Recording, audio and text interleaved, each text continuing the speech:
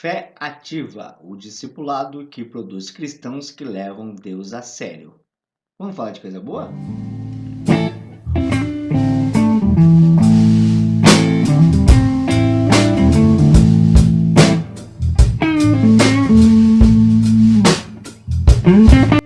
Alguns dias atrás eu lancei um vídeo aí sobre 4 livros do Jay Packer que você precisaria ou você deveria conhecer. Isso se deu quando ele faleceu aí no dia 17 de julho. E dentre eles, eu comentei sobre esse livro aqui, ó. Fé Ativa, o discipulado que produz cristãos que levam Deus a sério. Só que na época eu ainda estava lendo o livro, não tinha terminado. E agora eu terminei. Eu terminei, como eu disse lá, quando eu terminasse eu ia fazer uma resenha e eu tô aqui com a resenha desse livro. Que eu achei fantástico, eu achei muito bom mesmo. E apesar de aqui o título ser esse, né? O discipulado que produz cristãos que levam Deus a sério. E na descrição aqui, ó, falar que ele descreve os principais compromissos que aqueles que professam a fé em Jesus devem ter em mente. Esse livro ele é muito mais que isso, porque ele faz sim, aqui ele aponta assim os principais compromissos. Dentre eles ele coloca aqui, ó, levando a fé a sério, a doutrina, a unidade cristã a sério, levando o arrependimento a sério, levando a igreja a sério, levando o Espírito Santo a sério, levando o batismo a sério, levando a ceia do Senhor a sério.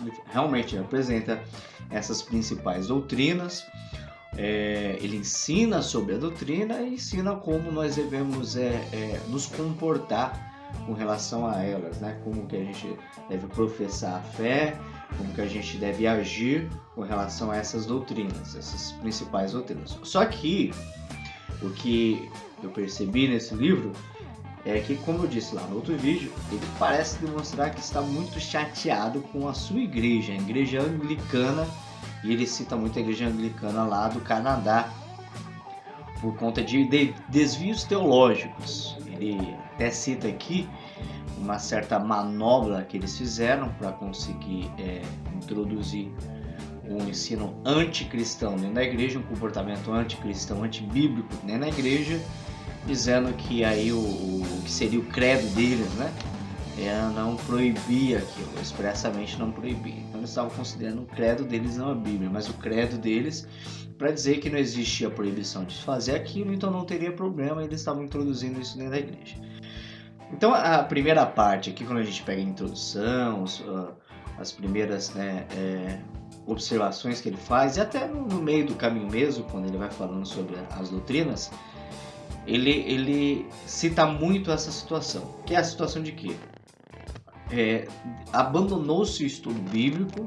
Ele cita aqui a catequese, abandonou-se a catequese, abandonou-se o estudo bíblico. Então a igreja está gerando pessoas que não têm conhecimento do evangelho, não têm conhecimento das doutrinas essenciais do evangelho, e não tendo conhecimento do evangelho, da doutrina, não existe uma mudança de comportamento, não existe um mergulhar na vida cristã, um se submergir, né, na vida cristã. E também não existe aí por parte da igreja, do povo, da assembleia, uma observação do comportamento dos seus líderes, porque eles não percebem o que está certo e está errado. Então, como eles não sabem das coisas, então eles não percebem se o comportamento do líder está certo ou errado. Então aquilo que o líder, a liderança, ela impõe, acaba sendo admitido pelo povo, porque o povo não tem conhecimento das coisas. Maybe you call yourself a Christian, but do you know what Christian truth really is? Could you explain your faith? Do you base it on the Bible? Could you defend it against challenges? Então, a primeira situação que ele fala é que essa deficiência do estudo bíblico, essa falta do estudo bíblico aí, produz essas pessoas que não têm um relacionamento profundo com Deus, não se entregam de verdade, não se envolvem de verdade, e acaba tendo uma vida cristã superficial, e também de pessoas que não ajudam a sua liderança os seus pastores, os seus bispos, os seus líderes a exercer aquilo que eles foram chamados para exercer. Porque existe aí principalmente, vou falar de nós aqui brasileiros, né? Existe um negócio aí que o pastor, o líder, é aquela pessoa intocável, né? Que uns usam até erroneamente o termo, né? A gente não pode tocar no ungido de Deus. Usa até erroneamente esse termo aí. Então, o que esse regime de ditadura acaba acontecendo dentro da igreja de uma maneira muito aceitável, principalmente nas igrejas mais simples, de lugares de periferia, etc. Então, existe esse regime de ditadura em que o líder fala e é assim que vai ser e acabou. Ele decide e da forma que ele decide está decidido e acabou. E o povo não, se ele decidir está certo, é isso aí mesmo. E aí a gente tem dois problemas, porque a gente tem um líder que pode estar conduzindo o povo ao erro, e a gente tem uma igreja que é omissa com relação ao seu líder, que poderia estar ajudando ele, né, dentro dessa situação que pode fazer com que o ego dele se infla, né, e ele acaba cometendo esses erros, esses deslizes, e a igreja que poderia estar ajudando ele nesse sentido acaba não ajudando. Então acaba todo mundo aí caminhando para o erro, né, diante dessa situação aí. Deixa eu tomar um cafezinho. Que delícia. E aí o que acontece? Ele fala, olha, se a igreja ela tem conhecimento bíblico, ela se empenha, ela leva Deus a sério, ela leva as doutrinas a sério, então a igreja ajuda o seu líder. A igreja ela vê o líder caminhando por um caminho perigoso, ela vai chegar no líder e falar, olha, isso aqui tá errado. Isso daqui você tá caminhando para um lugar que não deveria. Olha, a Bíblia ela aponta para essa situação, não para essa. Olha, essa decisão sua aí a gente não aceitar, né? Biblicamente e legalmente aqui no Brasil, não existe esse regime de ditadura onde o líder ele decide e acabou. Biblicamente, a gente vê Paulo justificando as suas atitudes, apresentando relatório para a igreja, olha, algumas pessoas foram separadas para fazer a obra, pessoas que vocês escolheram, olha a oferta que vocês entregaram, ela está sendo aplicada assim, assim, assim. Você vê Paulo justificando, apresentando um relatório para a igreja e se dedicando no ensino do evangelho. Você vê Paulo fazendo isso. E legalmente a nossa legislação ela não permite uma instituição a ter um líder que não seja fiscalizado, que ele não tenha os seus deveres a cumprir e que esses deveres não estejam vinculados à aprovação da Assembleia, à aprovação do povo. Isso ele fala aqui. Então, se o líder ele está fazendo alguma coisa que o povo não aprova, esse líder ele tem que ser advertido. Ele tem que ser advertido. Então, biblicamente, legalmente, essa atitude tem que ser correta, a atitude correta tem que ser tomada. Nós estamos falando aqui de ficar no pé, de cobrar, de falar, isso está errado. Não, estamos falando de um ajudando o outro, o líder ajudando a igreja ajudando o seu líder.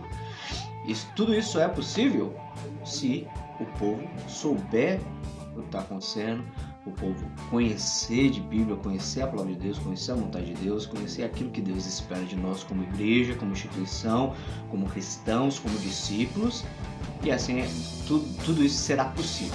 Então ele faz essa advertência, ele conta o exemplo aí do que eles estavam vivendo na época, né, que ele escreveu esse livro, e ele vai trazer as doutrinas, as principais doutrinas, explicar as principais doutrinas e como nós deveríamos levar a sério essas principais doutrinas com a nossa forma de agir com relação a elas.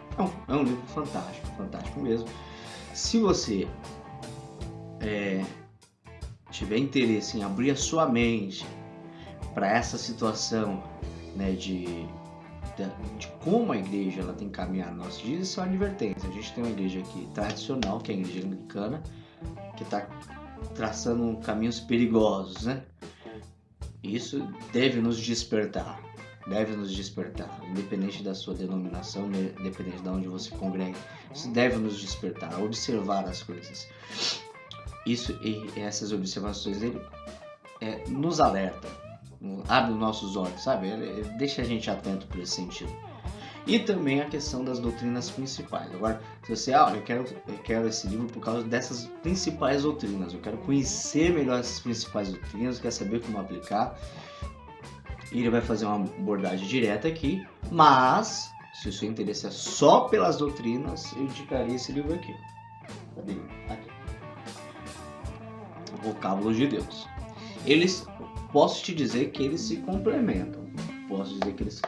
Estou interessado só nas doutrinas. Acho que isso aqui resolve.